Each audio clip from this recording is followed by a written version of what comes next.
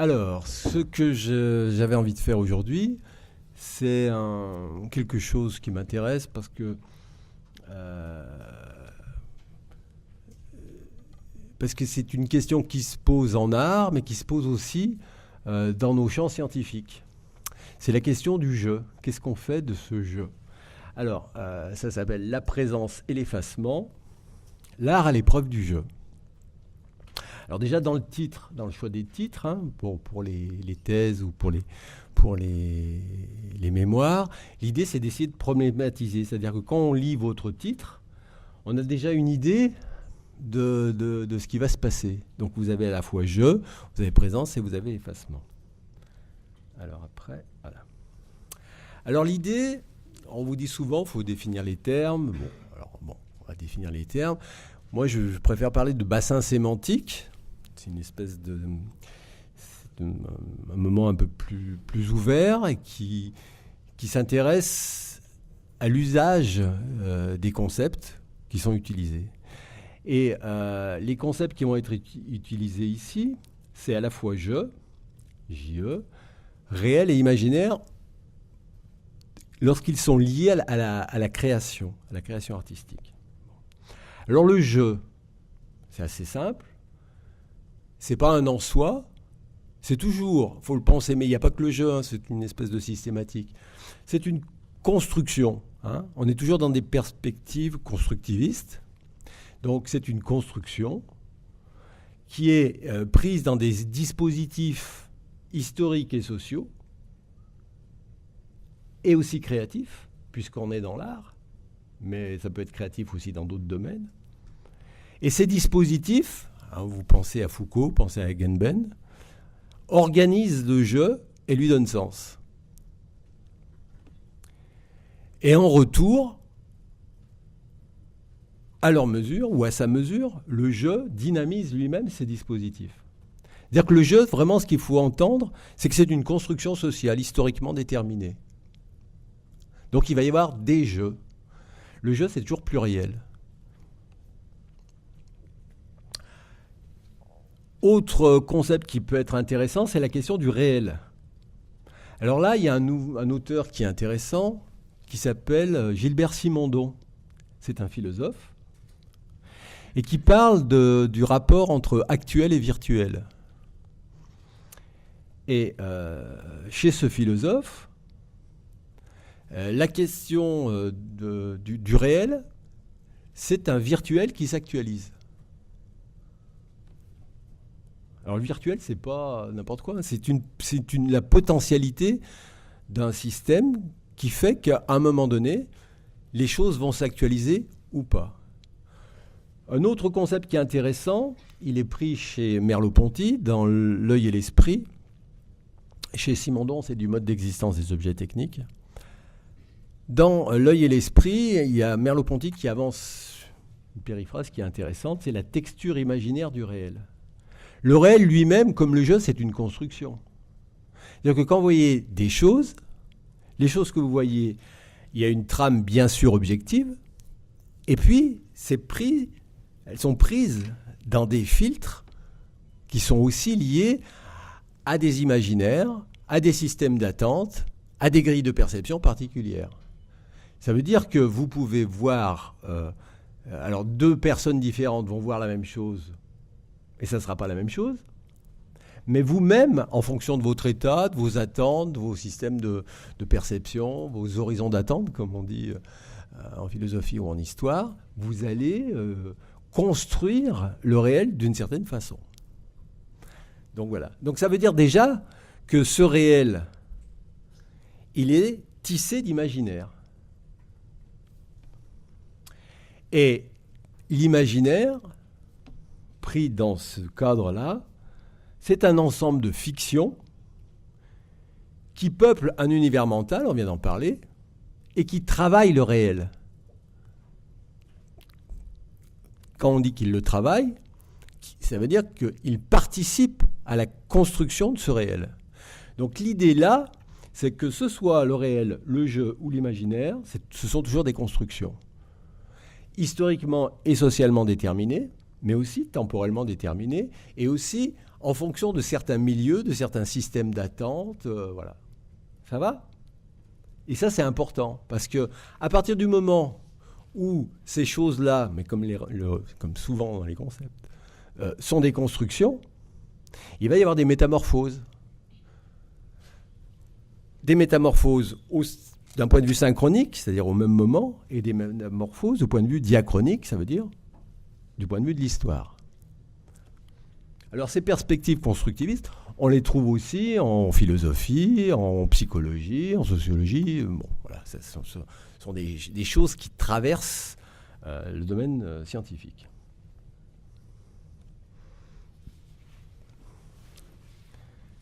Asseyez-vous, voilà. Bon. Alors, autre point, art de fiction et fiction de l'existence.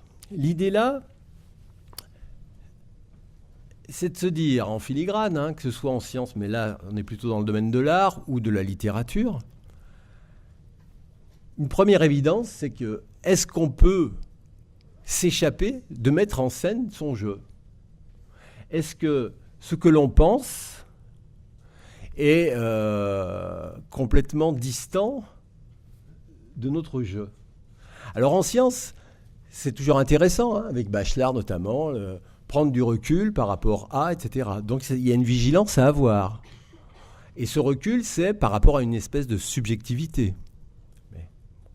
Mais il est évident que quand vous choisissez vos sujets de mémoire, ou quand vos champs scientifiques, il y a une part du jeu qui rentre en cause, en ligne de compte. Quand vous appréhendez le réel, il y a une part du jeu qui rentre en compte. Bon. Alors on peut pas s'empêcher d'être un jeu. Alors ce qui va être un moment particulier dans l'histoire des arts ou de la littérature, c'est quand, et ça c'est pour ça qu'on va basculer dans la revendication de la mise en jeu, c'est quand les auteurs vont revendiquer ça, vont revendiquer leur jeu, de façon explicite. Donc il y a une espèce de pari tacite entre le public, l'auditoire, le lecteur et le créateur, qui va dire, attention, je me mets en jeu, et je le revendique. Alors, on peut voir ça dans la littérature. Vous avez Serge Doubrovski, en 1977, à l'occasion d'un roman qui s'appelle « Fils », qui lance le terme d'autofiction. Alors, ce n'est pas autobiographie, c'est autofiction. Et là, on voit que dans le terme d'autofiction, qui est d'ailleurs plus ou moins critiqué, on pourra voir pourquoi, enfin, à nuancer, c'est quoi ? Auto, c'est je, mais il y a quand même fiction. Donc il y a une espèce de contamination de la fiction par rapport au réel. C'est-à-dire, est-ce que ce qui est dit, c'est du réel ou c'est de la fiction ? Ou est-ce que c'est les deux ? Ou est-ce que le réel, ou une certaine forme de réel, ou un certain usage du réel, permet une certaine forme ou un certain usage de la fiction ? Dans le domaine du théâtre, il y a ce qu'on appelle le théâtre autobiographique. Il y a un article que vous pouvez trouver sur Internet de Louis-Patrick Leroux, Théâtre autobiographique, quelques notions. C'est dans la revue de théâtre qui s'appelle Je. Et donc là, il fait une analyse un peu critique, mais aussi un inventaire de toutes les mises en jeu qu'on peut trouver dans le théâtre. Mais dans le domaine de la danse, évidemment, c'est ce sur quoi je m'appuie beaucoup, on a aussi ces mises en jeu. Chez Jérôme Bel, chez Gaël Bourges, chez Maxence Ray, chez Larry Bott, à partir des années 90. Donc l'idée, c'est de savoir aussi pourquoi, à un moment donné, dans l'histoire des arts ou de la littérature, les gens revendiquent d'une certaine manière, ces mises en jeu. Alors, ce que j'ai mis, c'est que cet art de la fiction, c'est toujours, comme on l'a dit avec le jeu, des fragments d'égo-histoire. Alors si je dis égo-histoire, c'est exprès, hein, le terme est de Pierre Nora, qui sont toujours socio-historiquement déterminés. C'est-à-dire que le jeu lui-même, comme on l'a dit tout à l'heure, c'est une construction. Mais cette construction, elle va petit à petit être sous le joug de la création. Hein, c'est pas, je raconte pas ma vie, je crée un roman. J'écris un roman. Et le roman lui-même va travailler mon jeu, qui va servir à mon roman. Parce qu'au bout du compte, ce qui compte,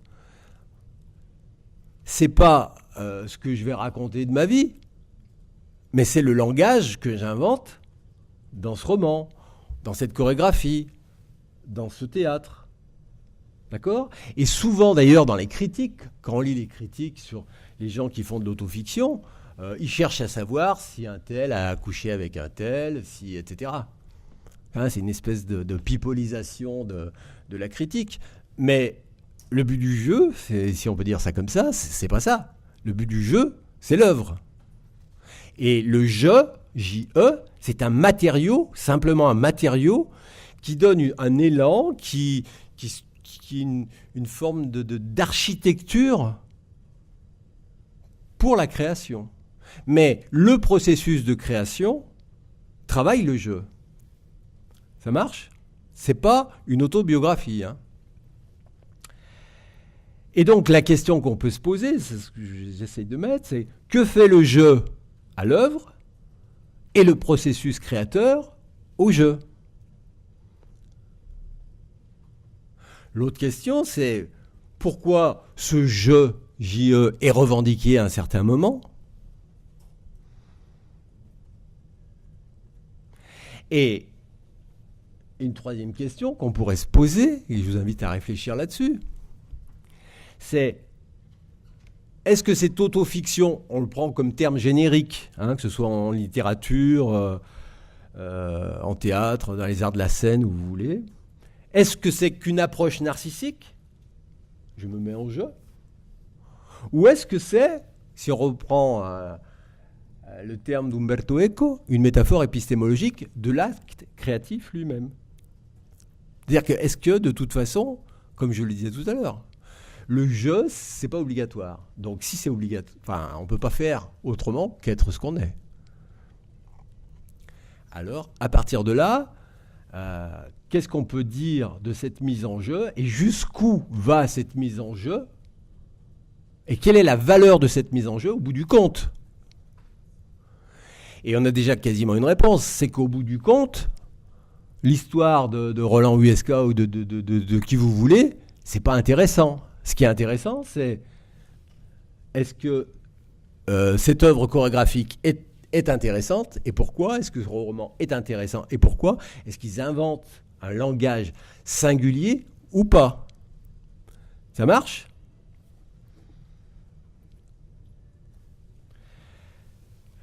Jeu et jeu de vérité. Alors, jeu de vérité, ça vous rappelle peut-être un auteur.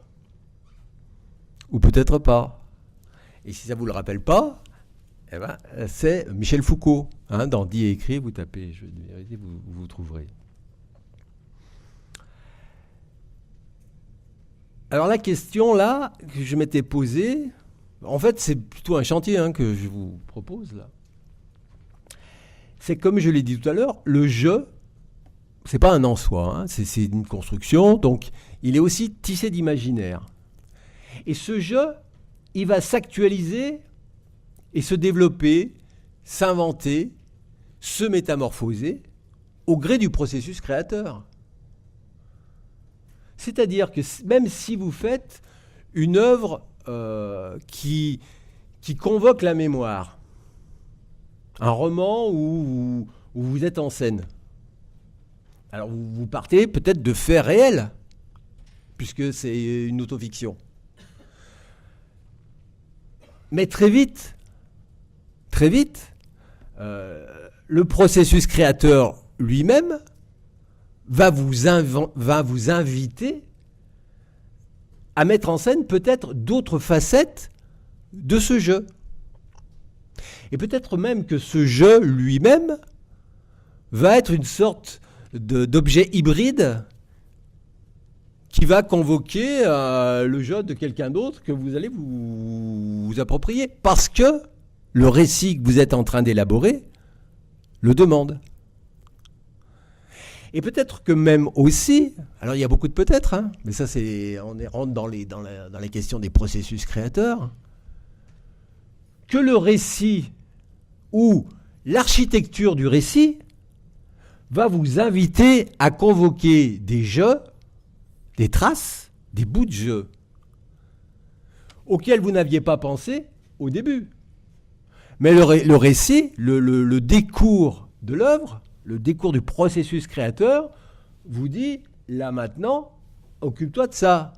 Et si je m'occupe de ça, eh bien, je vais convoquer un jeu ou un fragment d'existence, en fait, auquel je n'avais pas pensé au début, mais qui m'est imposé par la structure du récit, par le développement du récit, par la tournure que prend le récit.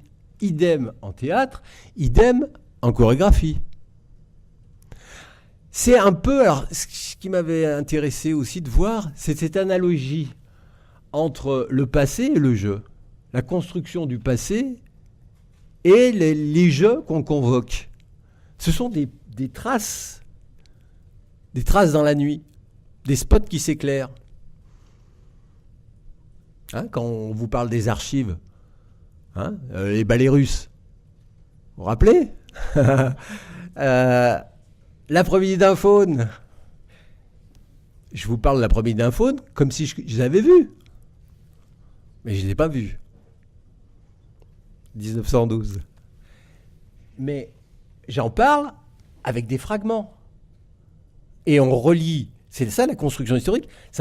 On va relier ces fragments pour en les thématiser, pour en faire des chapitres, après pour les interpréter, les refigurer, etc. Hein, refigurer, thématiser, interpréter.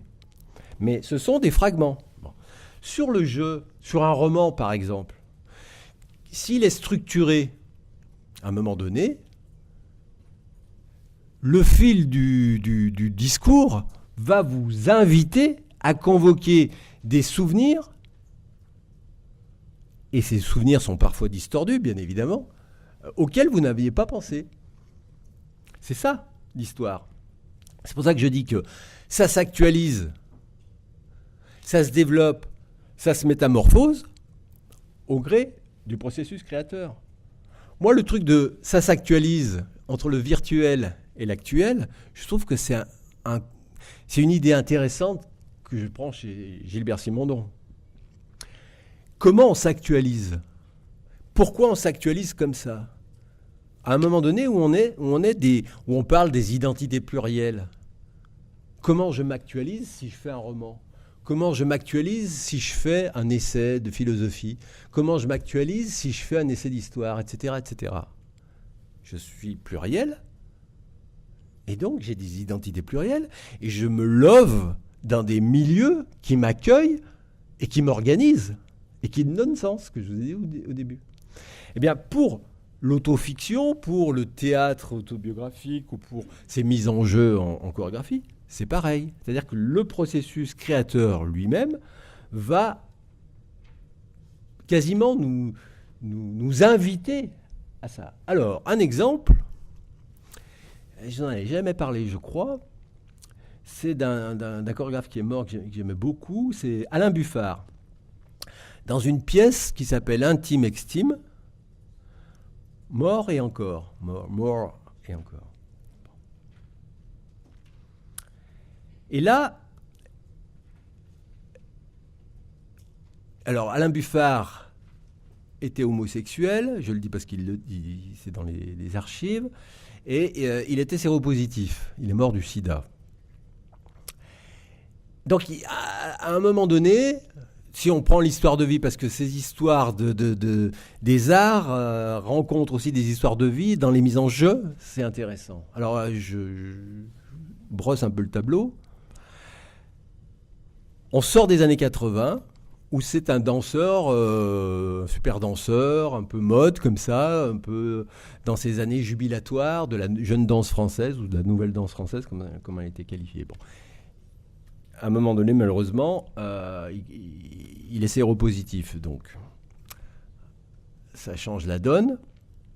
Il part, il va voir un Alprine, il revient, etc. Et il propose une première pièce qui s'appelle Good Boy, je crois que j'en avais parlé, et une autre pièce qui s'appelle Intime Extime. Bon. Où il va mettre en scène son jeu. Mais alors la question, c'est quel jeu ? Et pourquoi et comment ? Alors le jeu, là, c'est un jeu un peu, on pourrait dire, compassionnel, hein, dans Good Boy ou dans Intime Extime, enfin un peu moins, mais c'est quand même quelque chose qui traverse sa douleur, celle d'être séropositif. Bon. Mais en même temps, et je reviens à Intime Extime, on est dans un moment d'art contemporain qui travaille sur la question du recyclage. Alors le recyclage, c'est comment moi, artiste, je revisite mon passé ou des choses qui m'ont marqué dans mon passé. Et comment je les retravaille un peu différemment. Comment je les recycle. Comment, en fait, et on voit ça aussi en histoire, que fait le présent, que fait mon présent au passé ? Et comment je métamorphose ce passé pour en faire une instance du présent. Ça va ? C'est à peu près clair ? C'est ça le recyclage en gros. Bon. Alors si on couple ces deux choses, le jeu qui se dégage dans Intime Extime, alors je vous parle de la scène, à un moment donné, un homme et une femme face à face. Ils ont des ballons de baudruche dans la bouche, ils les pincent comme ça. Ils sont comme ça, et ils s'envoient des gifles dans les ballons. Ça vous rappelle quelque chose ou pas ? Ouais, chez les plasticiens. Des gifles, un homme et une femme qui se giflent. Ah bon. Alors, le A, c'est déjà bon signe. C'est Hullet et Abramovitch, en 77. Voilà. Bon. Alors là, l'idée de Buffard, c'est de recycler ce passage pour dire que voilà, ça m'a marqué, je le travaille, et dans le même temps, il en fait une question identitaire. Et il en fait une question liée à une déconstruction des attitudes homophobes qui font de l'homosexualité quelque chose ou de l'identité, quelque chose qui serait un en soi, un peu culturel, un peu comme ça, enfin un peu de naissance. Et là, l'idée, c'est pour ça qu'il y a aussi Foucault en toile de fond, c'est de dire mon je, c'est une construction, et mon identité, elle est le fruit de tout ce que j'ai récolté pendant mon histoire de vie, où j'en suis. Et c'est ça et c'est non seulement ce que j'ai récolté, mais c'est comment je l'ai assimilé, comment je l'ai accommodé, comment je me le suis approprié. Et ça, c'est mon identité. C'est pas un truc de nature. C'est un truc de culture. Donc on est là, une histoire du jeu qui est liée là à une tragédie personnelle, enfin à une douleur personnelle, le fait d'être séropositif. Deuxièmement, à un moment de l'histoire de l'art contemporain qui est lié au recyclage. Et troisièmement, une déconstruction des discours homophobes par le biais d'une mise en avant d'une construction identitaire, enfin d'une identité qui est une construction sociale à un moment donné. Ça veut dire que là, le jeu lui-même, il est historiquement déterminé par plusieurs facteurs. Hein, c'est pas... On pourrait se dire, il se raconte. Non, il se raconte toujours à un moment donné par rapport à des problématiques particulières et par rapport à un état de l'art à un moment donné. Et c'est pour ça que Intime Extime, c'est comme ça à ce moment-là. Pareil pour Good Boy, par exemple. Hein, dans Good Boy, à un moment donné, alors on le sait, hein, qu'il est... Alors ça aussi, quand je vous disais en préambule que ça fonctionne aussi sur une question du partage, cette mise en jeu. Hein, et on ne peut pas faire autrement que de mettre en jeu. Mais là, on revendique ça. Et quand on va voir Good Boy, on sait que, 1, il est séropositif, et que 2, ce qu'il fait dans ces pièces-là renvoie à ce moment-là. Et à un moment donné, dans Good Boy, il se promène avec tout un tas de boîtes comme ça, dans les mains, et ce sont des boîtes d'épivir. Et l'épivir, c'est le premier traitement pour essayer d'annihiler les effets négatifs du sida. Ça marche ? Donc tout ça, c'est très conjoncturel. Hein. C'est-à-dire que quand je vous dis que le jeu, c'est une construction, il y a plusieurs facteurs. Il y a bien sûr l'histoire de vie, il y a l'histoire des arts, il y a une histoire politique, etc., qui font qu'à un moment donné, ça se condense comme ça prend cette forme.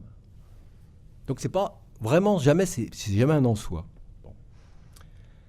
Donc c'est pour ça que, j'ai un peu débordé, mais enfin ça fait rien, je déborde souvent. C'est pour ça que je vous dis que le jeu est pris dans l'entrelac de plusieurs histoires. Alors si on rationalise un peu ça, il y a d'un côté les modes de subjectivation, là ça renvoie au jeu de vérité avec Foucault, et on voit que l'histoire du 20e, fin 19e, début 20e, 21e, c'est la montée en puissance du sujet. Et l'histoire de vie du créateur, avec les fragments, donc je vous ai donné l'exemple de Buffard. Et aussi, bien sûr, un mode d'objectivation du côté de l'œuvre, qui est l'histoire du domaine artistique de référence. Il y a un beau texte, alors je sais que c'est dans les œuvres complètes de Flaubert, et on le trouve dans Internet, vous regardez. Et je trouve la phrase magnifique, c'est pour ça que je l'ai mis. Autre temps, autre phrase, chaque siècle a son encre. C'est-à-dire que cette mise en jeu, que ce soit dans le domaine de la littérature, des arts du spectacle, du cinéma, de tout ce que vous voulez, va être intimement tributaire de son époque, va être intimement tributaire du champ artistique de référence, de l'histoire, de l'historicité de ce champ artistique, etc., etc. Et puis du côté de l'œuvre, le mode d'objectivation, c'est aussi bien sûr l'histoire du processus créateur. C'est-à-dire qu'est-ce qui va inviter Buffard à prendre des boîtes d'épivir à un moment donné ? Il y a, alors malheureusement, quand je l'ai interviewé, je n'ai pas demandé ça, mais je fais une hypothèse. C'est que à un moment donné, parce qu'il y a ce côté aussi masculin-féminin chez lui, et toujours dans un moment de déconstruction, hein, de mise en tension des évidences, de déconstruction entre le masculin et le féminin, ces porosités qu'il y a entre les choses. Et à un moment donné, il a l'idée de se scotcher des boîtes sous ses talons. Alors il prend de l'élastoplast, et il prend des petits tubes comme ça en plastique, et il se les coche sous les talons.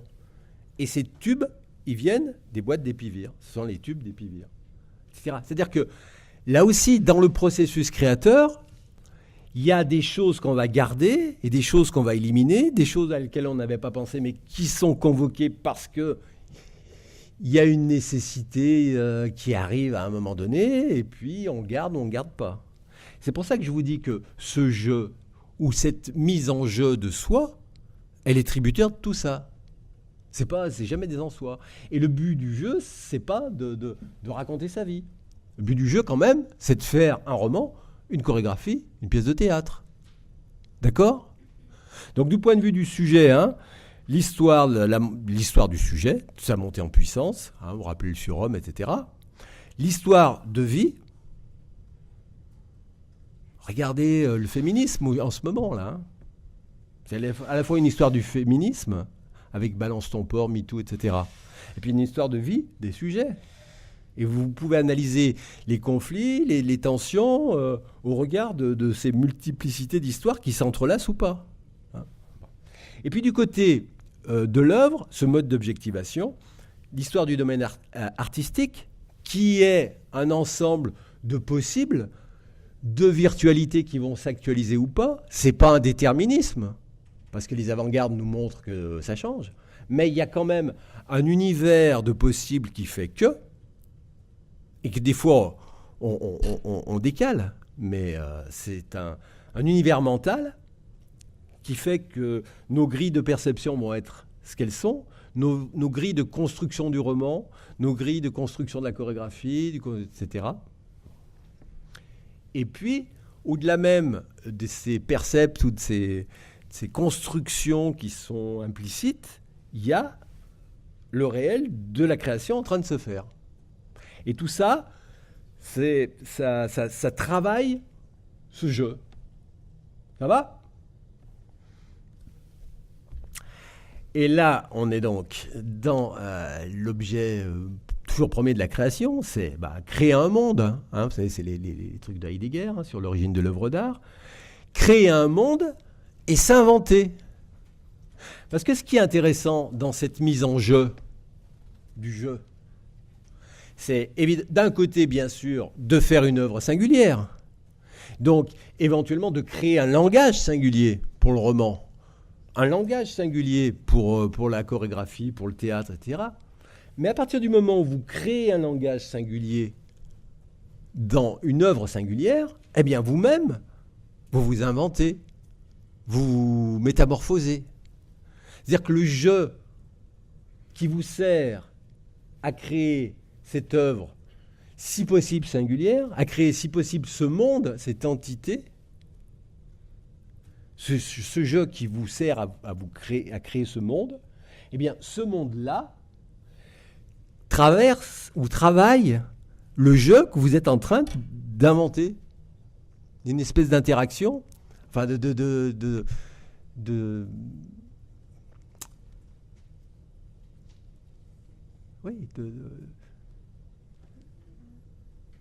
d'invention de soi en inventant une œuvre à partir d'un jeu. Alors, je pensais que j'ai mis au fondement était le jeu, c'est un peu écrit. Alors, il représente a priori, dans les œuvres d'autofiction, une expérience des possibles. Exemple, je ne sais pas si je vous en avais parlé, Gaël Bourges, en 2010, La belle indifférence, où vous avez 3 femmes comme ça. Au début, il y a Daniel Arras qui parle de tableaux, de nus féminins. Et puis, les femmes prennent les poses des tableaux. Et le spectacle, alors, la lumière est un peu blanche, donc ça renvoie un peu à la couleur des tableaux, d'ailleurs. Et ça désérotise les corps, d'une certaine façon. Et puis, ce qui désérotise aussi, c'est le discours de Daniel Arras, historien d'art, qui vous parle des nus. Alors, nous, on essaye de regarder, de reconnaître si c'est le Titien, si c'est Velázquez, etc., etc. Bon. Et puis juste après, quasiment la même chose, elles reprennent quasiment les mêmes poses, la lumière est couleur miel, mais on a un tout autre discours. Et le discours, ce sont les voix de ces femmes qui parlent de leur travail, de travailleuses du sexe. Et là, on est évidemment sur une expérience de travailleuse du sexe qui va servir la question de l'œuvre, mais c'est à la limite qu'elle soit travailleuse du sexe ou pas, à un moment donné, alors il faudra savoir pourquoi. Hein, c'est pour des questions aussi d'intermittence du spectacle, enfin il y a tout un travail lié à ça. Mais ce qui compte, c'est ce que fait l'œuvre. C'est ce rapport de mise en abîme des tableaux, et c'est ce rapport du post-féminisme ou de pro-sexe ou des choses comme ça qu'on trouve dans les études de genre, dans les études de... Voilà, c'est ça qui compte. Et enfin, ce qui compte, c'est l'œuvre. Est-ce qu'elle est intéressante ? Est-ce qu'elle est réussie ou pas ? Et effectivement, elle est réussie. Enfin, bon, de mon point de vue.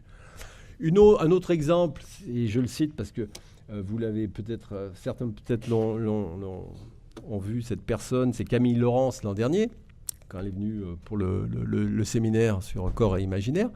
Et elle a écrit un roman qui s'appelle Philippe. Et Philippe, elle l'écrit en 95, je crois, 94-95. Il est né en 94, je crois qu'il sort en 95. Et Philippe, c'est le nom de son enfant, mort 2h15 après sa naissance. Et c'est la première fois où elle écrit, mais là, elle écrit avec je. Hein, il y a quatre chapitres, souffrir, comprendre, vivre, écrire. Et là, on a un récit d'autofiction, hein, mais dont la matière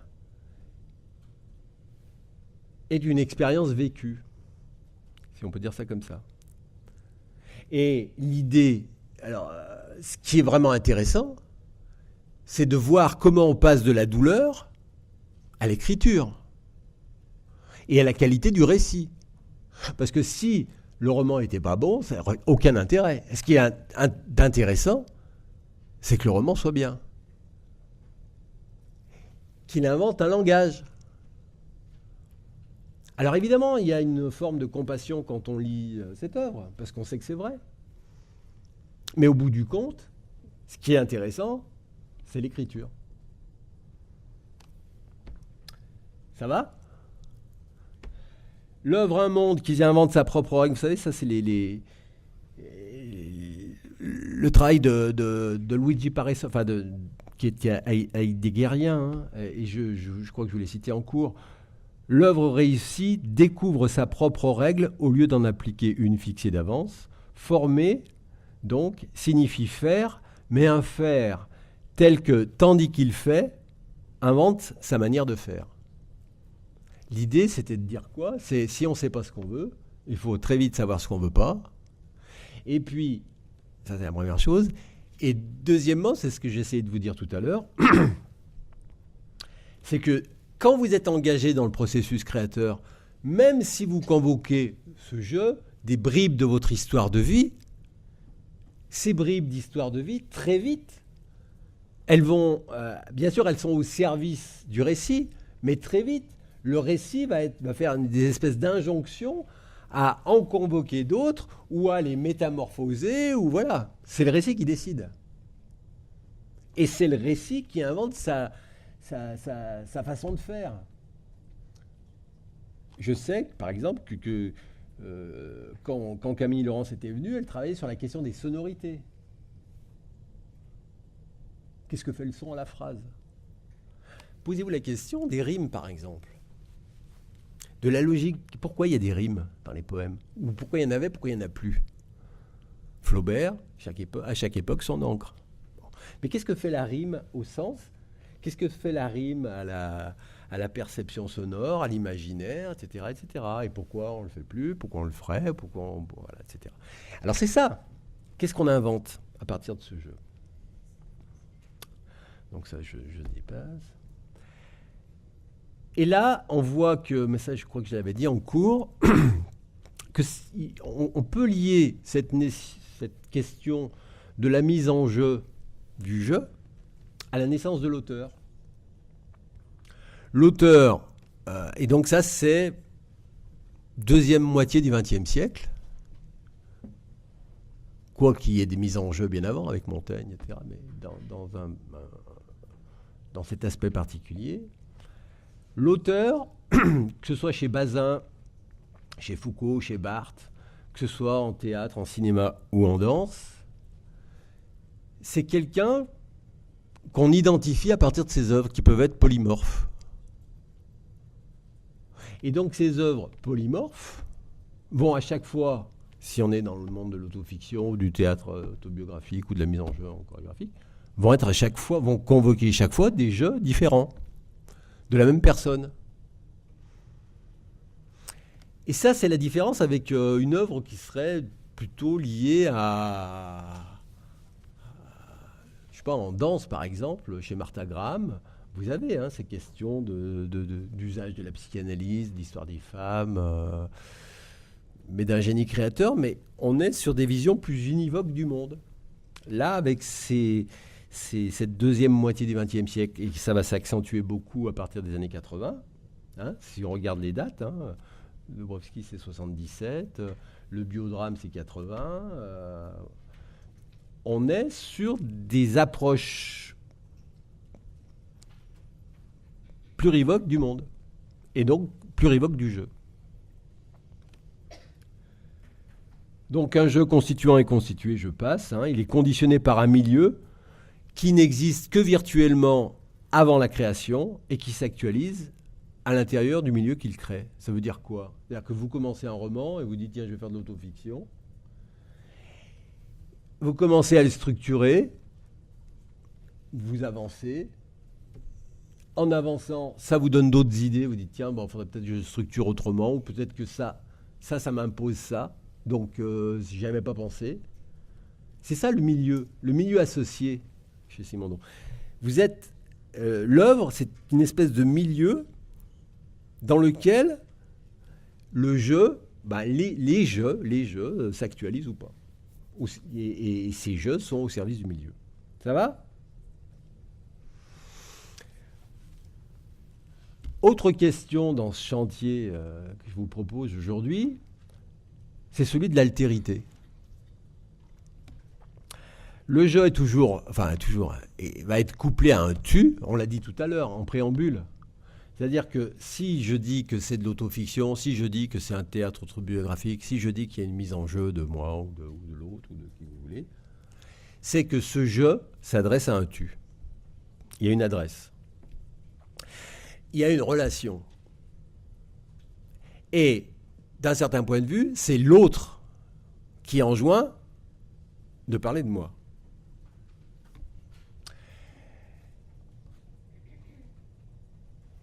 C'est ce qu'un auteur dans un ouvrage qui s'appelle Le Pacte autobiographique appelle un pacte entre le créateur et son public. Vous avez peut-être vu la série des œuvres de Jérôme Bel avec Cédric Andrieux, peut-être qu'on en a parlé, ou Véronique Doisneau qui était présentée lors de chefs-d'œuvre à Pompidou. Alors, il a mis en scène des histoires de vie de danseurs. Donc Cédric Andrieux, c'est l'histoire de vie de Cédric Andrieux, qui était danseur chez Cunningham. Véronique Doisneau, c'est l'histoire de vie de Véronique Doisneau, qui était danseuse à l'opéra. Bon. Mais quand on fait si on regarde un peu comment ça s'est passé, ça commence avec une œuvre qui s'appelle Le Spectateur. Et on l'avait invité d'ailleurs aux journées de préfiguration du Centre Pompidou-Metz. J'avais invité Jérôme Bel ici, au Théâtre du Solcy. Je voulais qu'il fasse Jérôme Bel de Jérôme Bel. Alors déjà Jérôme Bel de Jérôme Bel, hein, c'est assez significatif par rapport à ses mises en jeu. Mais par rapport au tu aussi, c'est intéressant. Et là, pour des raisons diverses, notamment d'indisponibilité d'un des danseurs, il avait proposé quelque chose qui s'appelait Le Spectateur. Et Le Spectateur, c'était lui. Et c'était lui qui racontait son histoire de spectateur, de danse. Et on s'aperçoit qu'il est passé dans ses créations de cette mise en jeu de lui-même à une mise en jeu de l'autre. Mais dans cette mise en jeu de l'autre, il y a aussi, bien évidemment, de lui-même. Et quand on voit aussi Jérôme Bel, l'œuvre de Jérôme Bel, l'artiste, enfin le chorégraphe, on voit que le nom de l'œuvre, c'est le nom éponyme de l'artiste, hein, c'est une œuvre éponyme, et que ce qu'il fait faire à ses danseurs, c'est aussi une mise en jeu de lui-même. Et les danseurs eux-mêmes, c'est une espèce de mise en abîme des mises en jeu, les danseurs déclinent eux-mêmes leur vraie identité, et leur vraie histoire de vie. Donc on a toujours ici une espèce de tu qui renvoie à des conditions particulières de mise en jeu, de façon de se dire soi-même. Je et nous, alors ça m'était venu, toujours dans ce chantier que je vous propose, avec la pièce de Maxence Ray, Sous ma peau. Alors déjà, tout bêtement, dans l'esthétique de la réception, hein, l'art n'existe que... c'est le regardeur qui fait le tableau. Hein. Vous connaissez l'aphorisme. Mais dans cette question du nous, il y en a plusieurs. La première, c'est que, toujours dans Cédric Andrieux, je me rappelle, en l'ayant vu, à un moment donné, il raconte l'histoire de son entraînement chez Cunningham. Et à un moment donné, il fait... Si vous avez pris un cours chez Cunningham, tout de suite, vous y êtes. C'est-à-dire que ce jeu lui-même, c'est une histoire partagée. Ce jeu, en fait, s'universalise vers un nous, parce que ce jeu, c'est un échange d'expériences. Idem tout à l'heure, quand je vous parlais d'Alain Buffard, si vous êtes séropositif et que vous voyez la pièce, ça ne résonne pas pareil, évidemment. Ces jeux-là rencontrent qui sont des histoires de vie intimes, rencontrent des histoires de vie beaucoup plus universelles, enfin relativement universelles. Donc c'est ça ce que je veux dire par cette façon de trouver des résonances. Mais pareil en littérature. C'est-à-dire que les mots qui sont employés par les romanciers résonnent ou pas chez vous. Il y a deux auteurs que vous pourriez lire, pour ceux que ça intéresse. C'est Guillemette de Bolins et c'est Marielle Massé. Et qui trouve justement... Enfin, qui expose le fait suivant, c'est que dans les mots, il y a des résonances physiques. C'est-à-dire que lire, c'est aussi vibrer dans l'espace des mots. Après, ces questions de jeu, jusqu'où elles vont par rapport à la vérité, c'est pour ça que je mets le vraisemblable ou la vraisemblance supplante le vrai. On voit que certains auteurs ont des procès. Parce qu'ils citent des gens. Alors, celui que j'ai mis, parce que bon, c'est la personne que je connais le plus, mais je sais que Camille Laurens a eu un procès, enfin une tentative de procès, visant à interdire un ouvrage, et en fait, elle a gagné. Parce qu'il y avait une personne qui était son mari qui était citée dedans, nommément, et son idée, c'était d'interdire la parution de l'ouvrage. Et l'acte de justice, c'est le suivant. Le seul motif, en définitive, que les prénoms réels de sa famille aient été conservés, les prénoms, ne suffit pas à ôter à cette œuvre le caractère fictif que confère à toute œuvre d'art sa dimension esthétique, certes nécessairement empruntée au vécu de l'auteur, mais également passée au prisme déformant de la mémoire en matière littéraire de l'écriture. Ça veut dire quoi ? Ça veut dire que même la question de la justice dit que la fiction, même si on convoque du jeu, c'est la fiction qui l'emporte. Parce que dans l'œuvre de fiction, le jeu, d'une certaine façon, est toujours métamorphosé. Il n'y a pas d'ailleurs que dans l'œuvre de fiction, mais là, c'est quasiment le caractère un peu singulier de l'œuvre de fiction.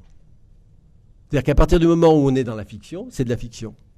À partir du moment où on est dans un roman, c'est un roman. Même s'il y a des faits qui sont vrais. Alors, pour ça, la justice est intéressante. La question du droit, là, est intéressante. Parce qu'elle légifère sur ce que c'est qu'une œuvre d'art. Et en légiférant sur ce que c'est qu'une œuvre d'art par rapport à cette question du jeu, elle met en avant le primat de la fiction sur les faits. Alors là, c'est très différent d'une œuvre scientifique. Hein, ou si vous dites n'importe quoi sur une thèse de sociologie, je sais pas moi, on va prendre quelque chose vous serez très vite accusé de diffamation et vous perdrez le procès si vous avez à le perdre. Parce que c'est une œuvre qui est liée à une objectivation des faits. Et ce que sur la fiction, c'est pas ça. Donc, quand on convoque le droit ici, ce qui est intéressant, c'est que le droit lui-même légifère sur ce qu'on pourrait dire l'essence de la fiction. Et en même temps, à partir du moment où il y a des recours juridiques qui se mettent en place, ça veut dire que c'est pas si évident que ça que ces œuvres de fiction soient perçues tout le temps et par tous comme des œuvres de fiction. et non pas comme des vrais récits, ou comme des documentaires. Si vous faites un documentaire, oui, les choses là sont... Les limites sont un peu poreuses. Le jeu est un visage, ça revient un peu. Alors visage, vous reconnaissez sûrement le concept de Lévinas.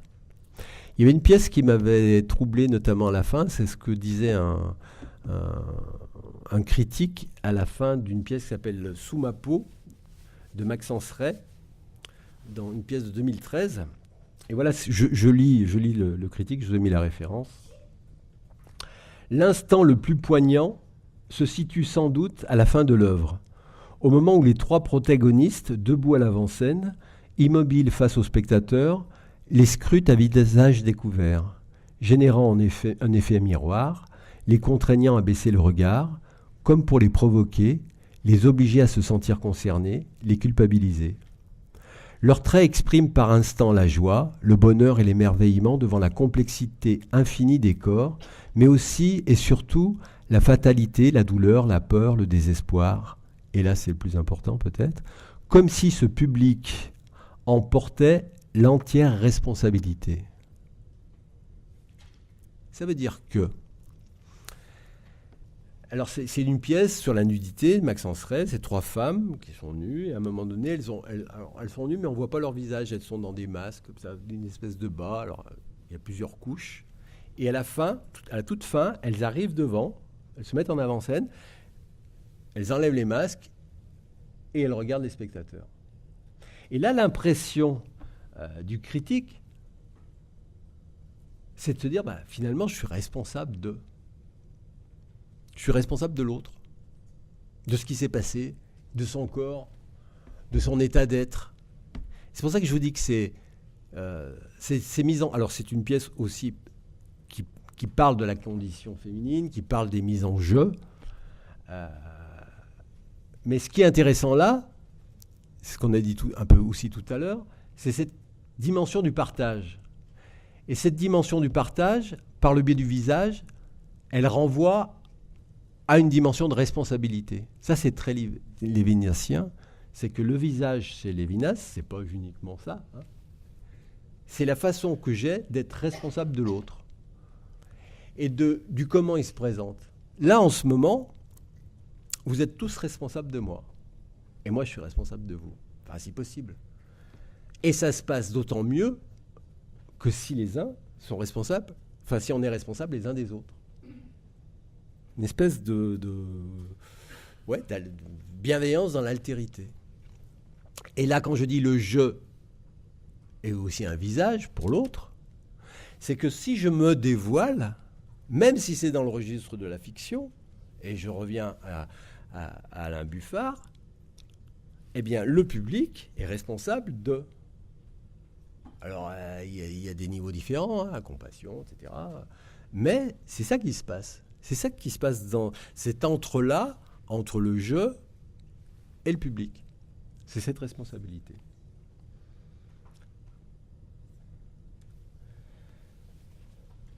Faire de ces vies des œuvres d'art, alors vous allez sûrement reconnaître plusieurs personnes, Foucault, c'est peut-être le plus facile pour vous, mais c'est aussi le moment du Oscar Wilde, du dandysme.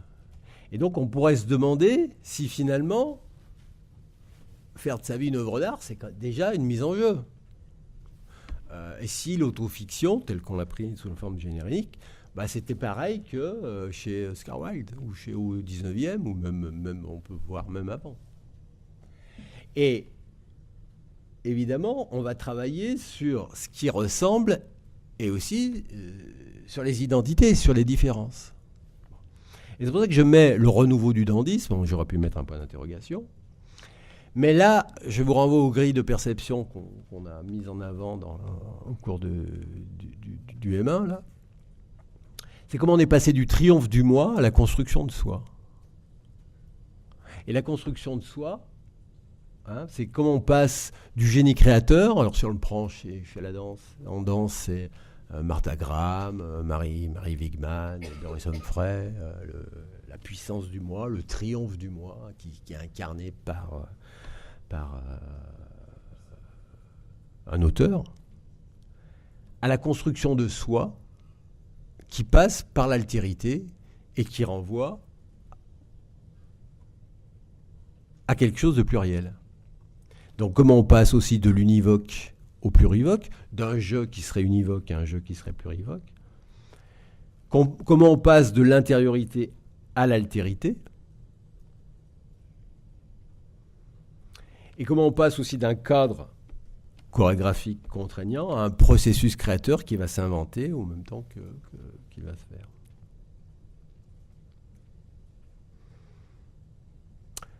Donc pour finir, pour conclure,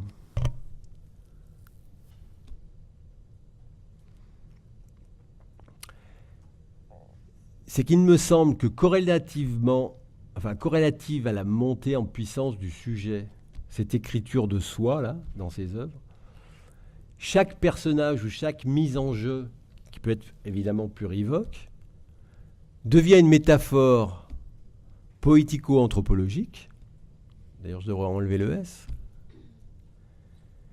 qui vante les attraits d'une virtualité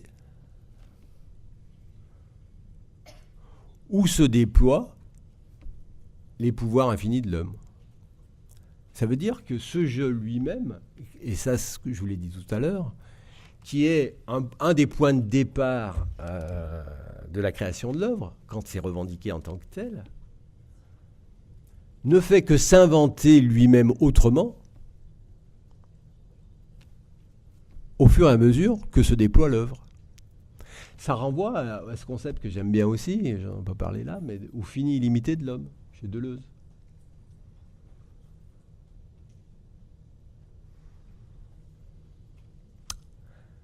Voilà, je vous remercie.